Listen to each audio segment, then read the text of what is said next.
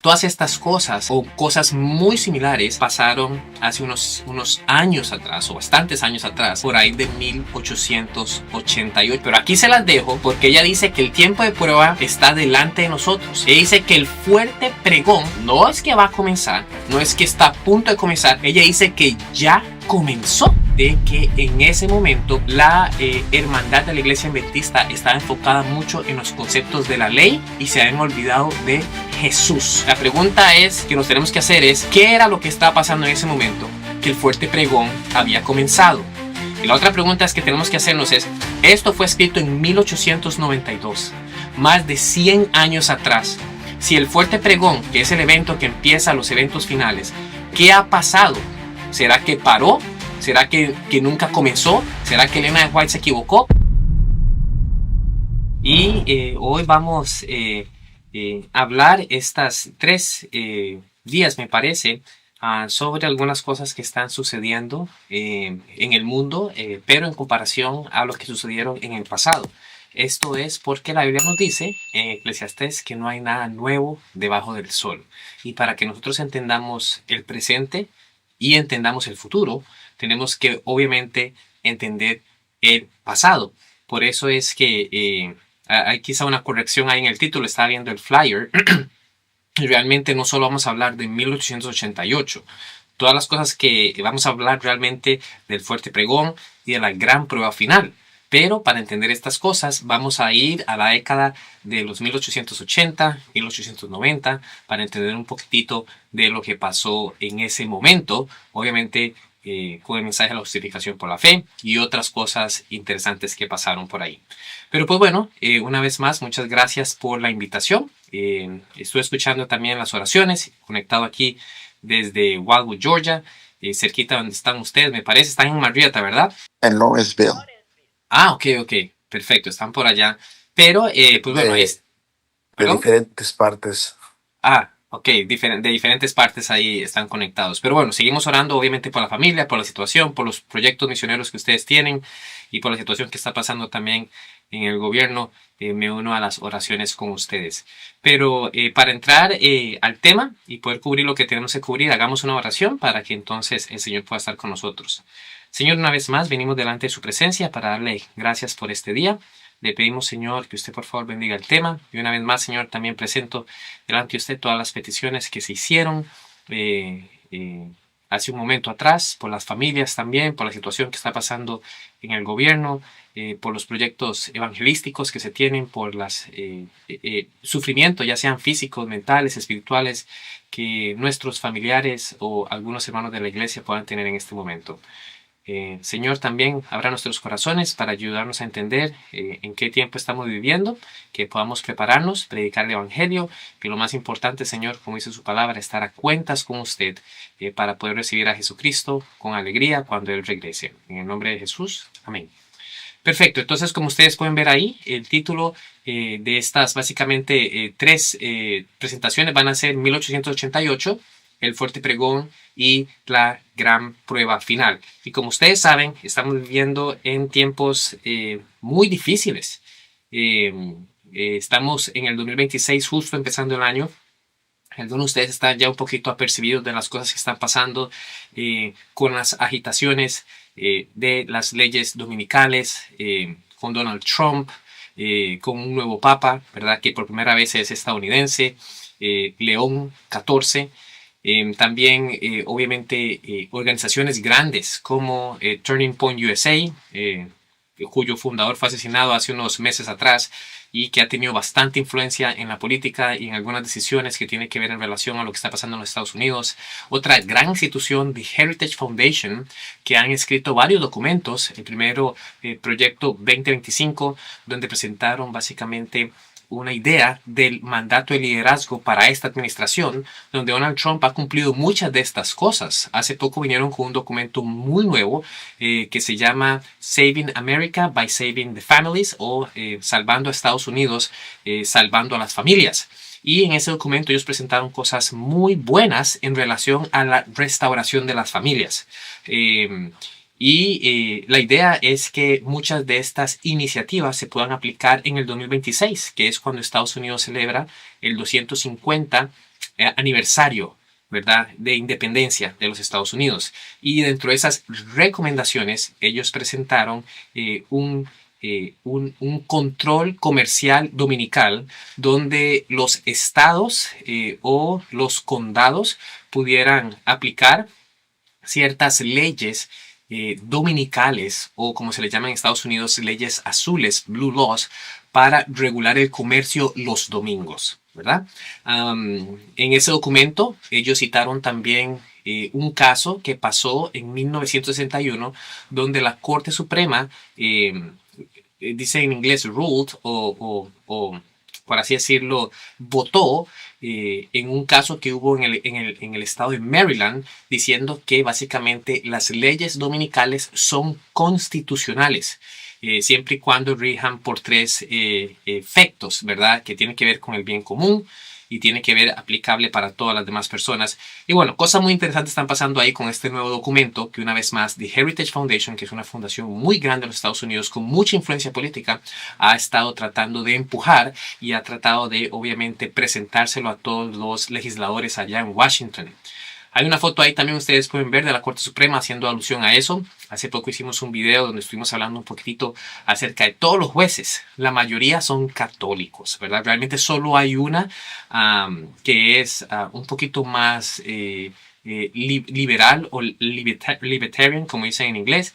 Pero todos los demás realmente son católicos y el cristiano que está ahí realmente es un cristiano evangélico que también fue criado como católico. Así que es bien interesante. Y ahora nosotros obviamente no juzgamos a las personas por su religión. Nosotros no juzgamos a nadie.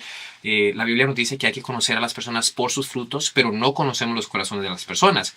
Pero obviamente el tipo de religión que nosotros tenemos o a la iglesia a la que nosotros asistimos muchas veces define los valores que tenemos y muchas veces los valores por los que nosotros nos regimos en nuestra vida. Por ejemplo, si somos adventistas del séptimo día, inmediatamente la gente va a decir que guardamos el sábado, ¿ok?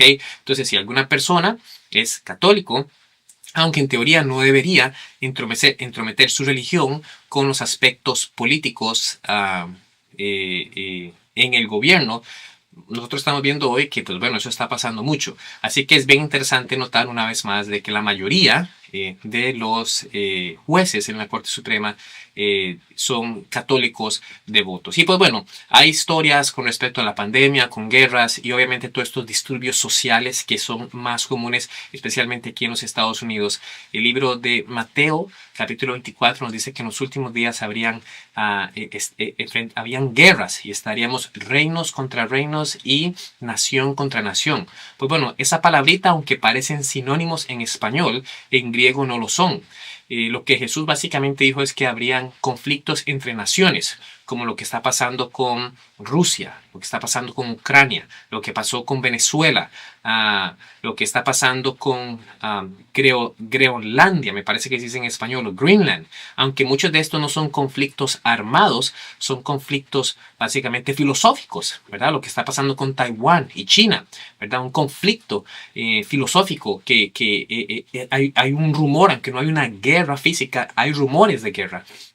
Obviamente con la intromisión en Venezuela y todo lo demás, y muchos otros conflictos que están pasando en otras partes del mundo, en Israel, con Hamas y en Irán y todos estos lugares, en Gaza, muchos otros lugares. Pero otra palabrita no es es nación contra nación, reino contra reino. Otra palabrita en griego es etnos contra etnos. Y nosotros sabemos que hablamos español, esa palabrita viene de etnias. Y vemos hoy también mucho conflicto racial, mucho conflicto de etnias, ¿verdad? En muchos países y en todos los países siempre hay esta discriminación, ya sea por el color de piel, ya sea por la raíz cultural, ya sea por el idioma que se habla. Entonces vemos todas estas cosas que están pasando ahora en el 2026, en un año que venimos empezando y que ya se presenta de una manera caótica.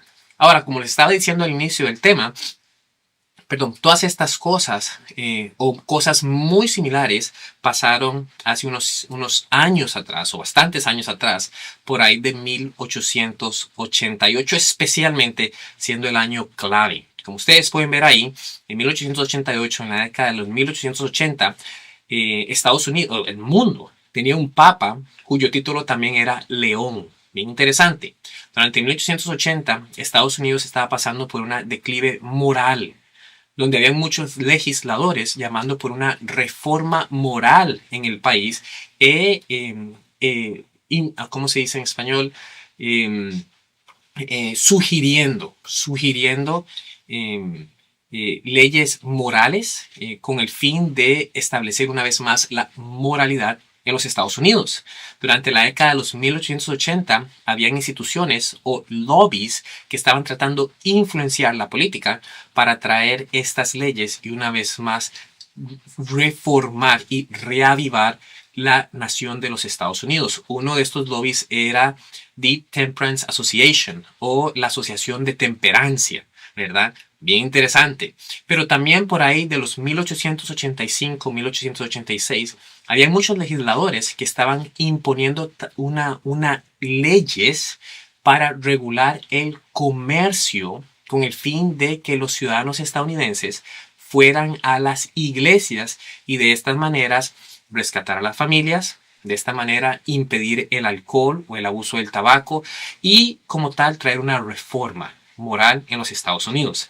Y fue en el año de 1888 donde un senador propuso una propuesta de ley implementando o queriendo implementar una ley federal en los Estados Unidos. Y vamos a hablar de eso ahorita. Pero durante todo ese tiempo habían leyes estatales. Ustedes saben que Estados Unidos son estados que conforman un país y en cada estado hay leyes que difieren un poquitito en relación a otro estado. Los límites de velocidad difieren un poquito y todo lo demás. Así que durante ese tiempo ya habían muchas leyes estatales que dependiendo en el estado donde usted estuviera no podía trabajar los domingos. Podría ser encarcelado o podría ser pagar una deuda, pagar un fee, como dicen en inglés, pagar un monto por trabajar los domingos. Entonces, todas esas cosas estaban pasando en muchos de los estados, especialmente aquí en los estados del sur, ¿verdad? Aquí en Georgia, en Tennessee, como le llaman, en el cinturón religioso. Los estados un poquito más, hoy conocidos como los estados azules, los estados más demócratas, tenían en cierto aspecto un poquito de libertad, por lo menos en ese momento, ¿verdad? Pero era interesante que eso estaba pasando. Muchos miembros de la iglesia adventista fueron encarcelados o tuvieron que pagar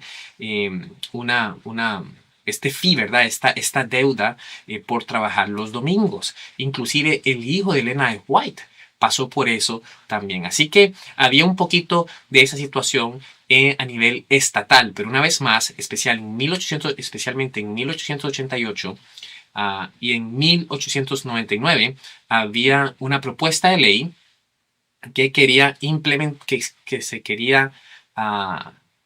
perdí aquí la pantalla, déjenme para ver. Yo creo que sí pueden ver la presentación, ¿verdad?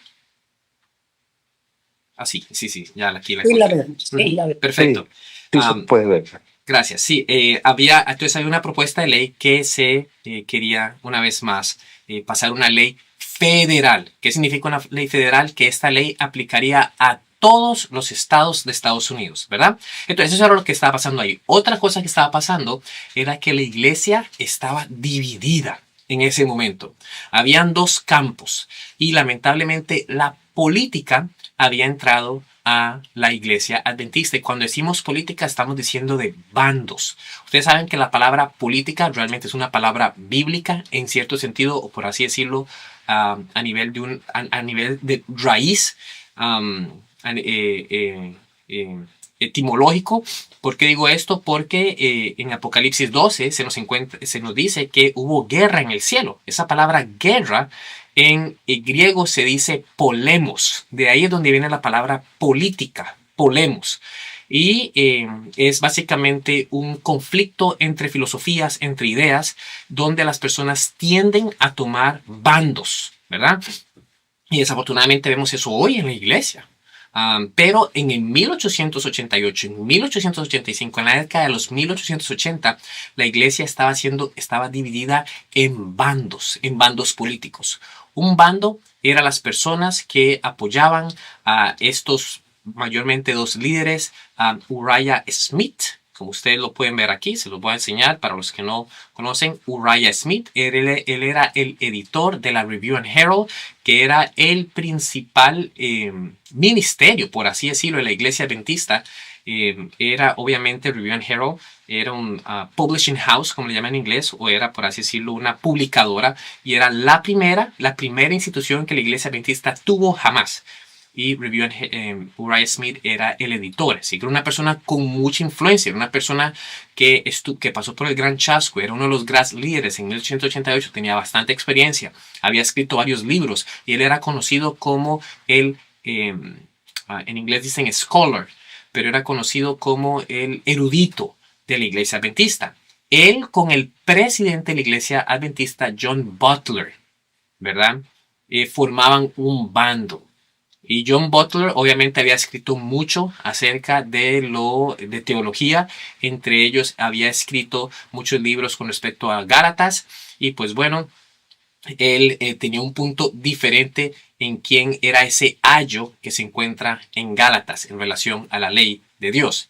Y sin entrar en esos detalles, encontramos aquí un grupo o una coalición que se había formado básicamente de personas maduras, de personas con edad, de personas con experiencia, que estaban en contra de otro grupo que eran los jovencitos, ¿verdad? Y aquí encontramos a Waggoner, que era un doctor, ¿verdad? Un médico en ese momento, y Waggoner junto con su amigo Jones, A.T. Jones, E.G. Waggoner, A.T. Jones, ellos trabajaban en la otra casa publicadora en el otro lado de los Estados Unidos, allá en California, llamada Pacific Press. Pacific Press. Entonces tenemos a Jones and Waggoner trabajando en una casa editora publicadora, Pacific Press, allá en California, y tenemos a Butler y a Uriah Smith trabajando en la otra casa publicadora que era mucho más, obviamente era la primera, Review and Herald, aquí en el otro lado, en Battle Creek. Entonces lo que estaba pasando es que había un choque ideológico de conceptos. Muchos de ustedes saben que Waggoner y Jones fueron los que no introdujeron, porque el mensaje ya estaba ahí, pero los que trajeron al frente y de una manera más clara el mensaje, lo que hoy conocemos como el mensaje de la justificación por la fe. ¿Ok?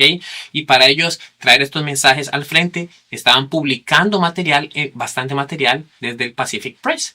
Muchas personas se dieron cuenta de que en ese momento la hermandad de la iglesia adventista estaba enfocada mucho en los conceptos de la ley y se habían olvidado de Jesús. Y déjenme decirles que a muchos en la iglesia adventista hoy les pasa lo mismo en diferentes bandos o en diferentes, por así decirlo, extremos. Muchas personas hoy se han ido al lado de la fe sin importarse en la doctrina. No importa cómo usted es, no importa cómo es su estilo de vida, no importa cómo usted vive, Jesús te acepta así como eres. No importa el estilo de música que usted escucha, no importa nada de lo que usted haga, ¿verdad? Dios te quiere así como es, Dios te justifica, ¿verdad? Así como eres, Dios te salva. ¿Okay? Ese es un extremo que está hoy dentro de la iglesia adventista. En otro extremo también encontramos a las personas que dicen, tienes que ser vegetariano, tienes que hacer esto, tienes que hacer lo otro para que el Señor te justifique, para que el Señor te acepte. Así que hoy encontramos básicamente bandos muy similares en diferentes extremos. En el pasado, estos bandos existían especialmente con las personas que se enfocaban tanto en guardar la ley, pero se olvidaban en el dador de la ley. ¿Ok? Y sin entrar en muchos detalles con lo que pasó en 1888, el punto que queremos enfatizar, que se presenta en este libro, que se llama Hindsight, que es un libro, parece que está en español, ¿verdad? Pero es un libro de historia muy bueno. Es el mismo escritor que escribió este libro, del cual vamos a estar hablando básicamente en estas tres presentaciones. En este libro se hace un buen análisis de uno de los problemas que pasó en 1888, que muchas de las personas que estudian este tema no han podido quizá o no han vocalizado tanto. Sí, había un conflicto de teorías, había un conflicto de ideologías, había un conflicto entre el entendimiento bíblico de la justificación por la fe y el guardar los mandamientos. Claro que sí, pero este era un balance que la señora White, que John Harvey Kellogg, que James White y otros ya entendían, pero que quizás no habían expresado con la claridad que Waggoner y Jones lo expresaron. Lo que pasó aquí fue que cuando ellos presentaron estas ideas, Butler, el presidente de la Conferencia General en ese momento, y Uriah Smith se ofendieron. Y pasaron cosas, ¿verdad? Creando dos bandos en la iglesia que trajo una división. Y no es un secreto para nosotros saber que hoy la iglesia en cierto sentido está dividida en muchos aspectos.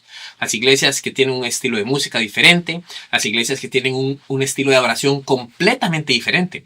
Usted puede venir a una iglesia aquí donde estoy yo en Chattanooga y puede ir a una iglesia adventista y va a encontrar un tipo de adoración que es completamente diferente. Si va a otra iglesia adventista, ni siquiera se va a dar cuenta que son las mismas iglesias, porque hay bastantes facciones y bastantes divisiones en cómo observamos. Hay muchas personas dentro de la iglesia adventista que ni siquiera creen en el espíritu de profecía, ni siquiera creen en el don profético dado en el ministerio de Elena de White, ¿verdad? Hay muchas personas dentro de la iglesia adventista que guardan el sábado de una manera muy diferente. Y se lo digo con mucho respeto y con tristeza. Yo he estado en diferentes países y he visto eso y no solo en diferentes países, aquí mismo en los Estados Unidos hemos visto eso de una manera bien marcada. Así que encontramos eso en 1888. Este mensaje político, entendimiento diferente de lo que estaba pasando y la iglesia dividida en estos bandos. Yo no voy a hablar, ¿verdad?, de qué fue lo que pasó, qué es el mensaje de la justificación por la fe, porque eso es lo que vamos a tratar de entender durante estos 3 días en conexión con el fuerte clamor, ¿verdad? Ahora, justito después de 1888, por ahí de 1889, 1890, hubo un reavivamiento y una reforma. Porque una vez de que la conferencia de Minneapolis en 1888 fue una de las conferencias catastróficas, fue una de las conferencias más famosas, ¿verdad? Esta fecha yo sé que muchos de ustedes la han escuchado. Entonces, una vez de que eso pasó y que los líderes bloquearon este mensaje que traía un reavivamiento y una reforma, este mensaje de la justificación por la fe, este mensaje que una vez más ponía a Jesús de vuelta en el trono y no las obras, no los mandamientos de Dios, sino que ponía a Jesús en el trono con los mandamientos de Dios, porque si amamos a Jesús hay que guardar los mandamientos. Recuérdense, no nos vayamos a los extremos, el ser humano tiene la tendencia a irse a los extremos.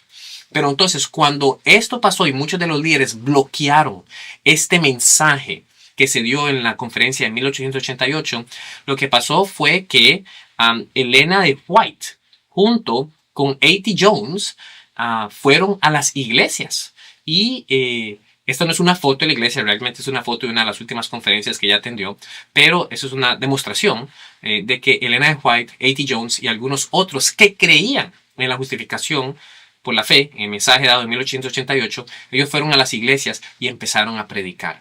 Muchas personas aceptaron, nunca habían escuchado la conexión de amar a Jesús, la conexión entre Jesús dándonos las fuerzas para guardar los pecados. Y hubo una especie de reavivamiento y reforma que E.G. Daniels, que fue el presidente de la Conferencia General un tiempo después, reportó como siendo una gran bendición cuando los miembros de la iglesia empezaron a escuchar estos sermones. Recuérdense, en ese tiempo no había Facebook, en ese tiempo no había YouTube, en ese tiempo ni siquiera había radio o televisión, 3ABN o Hope Channel. Uno tenía que ir de iglesia en iglesia o printeando papeles, llegando a los diferentes lugares para que la gente pudiera escuchar el mensaje. Oh, gloria a Dios que vivimos en una generación donde muchos de nosotros tenemos acceso al mensaje, así por las redes sociales, por Zoom, por YouTube, y tenemos que tomar ventaja de eso. Que Dios no nos encuentre scrolling down o perdiendo el tiempo en TikTok, en Instagram, en las redes sociales, porque esa es una de las maneras que Satanás ha hecho para distraernos. Antes la gente no podía escuchar las cosas que ustedes están escuchando. Yo no tenía la oportunidad de compartir las cosas que he leído o que he estudiado. Tenía que ir de iglesia en iglesia. Imagínense, tenía que ni siquiera en carro, teníamos que ir a caballo, y para ir a una iglesia, por ejemplo, ir allá a Marietta o Atlanta me hubiera tomado días. a caballo y pasando por lugares peligrosos. Hoy nada más se conectan a la computadora, abren el teléfono y podemos escuchar mensajes que nos ayuden a amar más a Jesús, mensajes que nos ayuden a estar más preparados.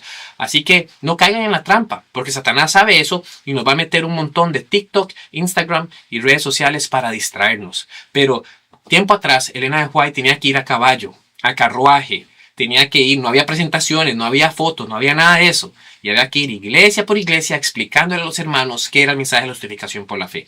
Y cuando ella hizo eso por muchos meses, entonces hubo en cierto sentido, un reavivamiento y una reforma. Como les decía antes también, una de las cosas que pasó también es que justito después de esa conferencia en 1888, el famoso senador Henry Blair pasó esta propuesta de ley al Congreso, donde él quería que se implementara una ley dominical nacional en los Estados Unidos.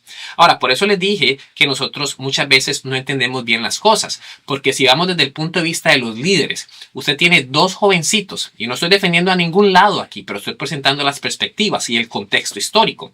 Usted tiene a dos jovencitos, ¿verdad? Viniendo de California, diciendo que la ley de Dios no debería tener la prominencia, sino que es la justificación de Cristo. Y está claro que sí, ¿verdad? Pero todo está conectado. La ley de Dios es el carácter de Dios. Pero usted tiene a estas personas, estos jovencitos diciendo justificación por la fe, deberíamos enfatizarnos más en Jesús, quién es Jesús, qué es lo que hace, etcétera.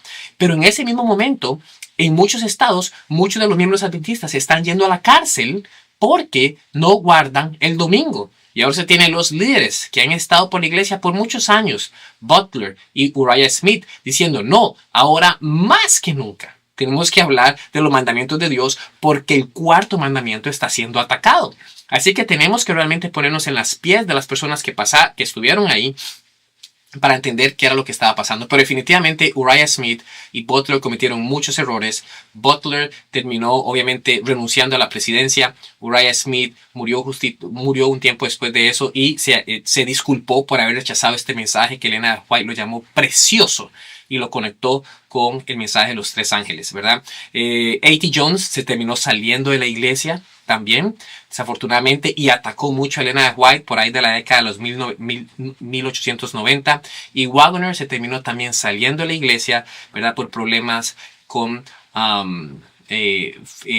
adulterio y otras cosas más. Así que fue una cosa bien terrible lo que pasó. Y como les digo, hay documentos gruesísimos explicando cuál fue la controversia. Obviamente no es nuestra intención cubrir esto, pero quizá en el futuro pudiéramos hablar un poquito más. Así que eso es lo que estaba pasando, ¿verdad? Habían estas leyes dominicales que también estaban tratando de pasarse y el senador Blair de New Hampshire en 1888 envió esta ley para que entonces se pudiera pasar una ley dominical nacional, no estatal, porque las estatales ya estaban vigentes. ¿Qué fue lo que pasó? Entonces, A.T. Jones, que también era un historiador, A.T. Jones tenía una mente fotográfica, era una persona muy inteligente, era una persona que no pasaba en las redes sociales, viendo TikTok o Instagram, bueno, porque por sí ni había, pero no leía novelas, no veía teatro, no, él se pasaba leyendo libros, estudiando. Entonces, él fue seleccionado por la Conferencia General para ir entonces en diciembre y presentarse en el Senado delante del Comité de Educación y de Trabajo. Y esto es bien importante porque son cosas que están pasando hoy. Trump muchas de estas leyes vienen a través del Ministerio de Educación y el Ministerio de Trabajo de los Estados Unidos. Así que él estaba en lo que llamamos en inglés un hearing o una auditoría y él estaba presentando. Y él presentó en enero de 1889. Y los argumentos que Jones dio, junto con otras personas que estaban abogando a través de la libertad de religión, fueron tan poderosos que obviamente esta propuesta de ley se quedó estancada y nunca pasó. Nunca pasó, ¿verdad? Toda la exposición que Jones hizo se encuentra en este libro, como ustedes pueden ver en pantalla, que también está en español. Y obviamente es bien importante leerlo porque él presenta los argumentos a favor de la libertad de conciencia. De la libertad de conciencia. Pero yo tengo un resumen aquí bien pequeñito del argumento que él usó. Uno de los argumentos que Jones dijo en esta presentación, dijo que el proyecto de la ley mezclaría la iglesia y el Estado. Y eso es bien importante. Eso es bien importante. El proyecto de ley que Blair quería pasar mezclaría la iglesia y el Estado, que va en contra de la Constitución de los Estados Unidos. Ahora, esto es bien interesante, porque este argumento de Heritage Foundation ya se lo sabe. Ya se lo sabe. Y por eso que una vez más, en 1961, la Corte Suprema tomó la decisión de que este argumento ya no era válido si se presentaba de una manera diferente. Bien interesante. No vamos a hablar de eso, pero yo tengo videos en el canal por si quieren saber más de lo que pasó ahí en 1961. El segundo argumento que Jones presentó en su exposición aquí delante del Congreso es que impondría la observancia religiosa por ley.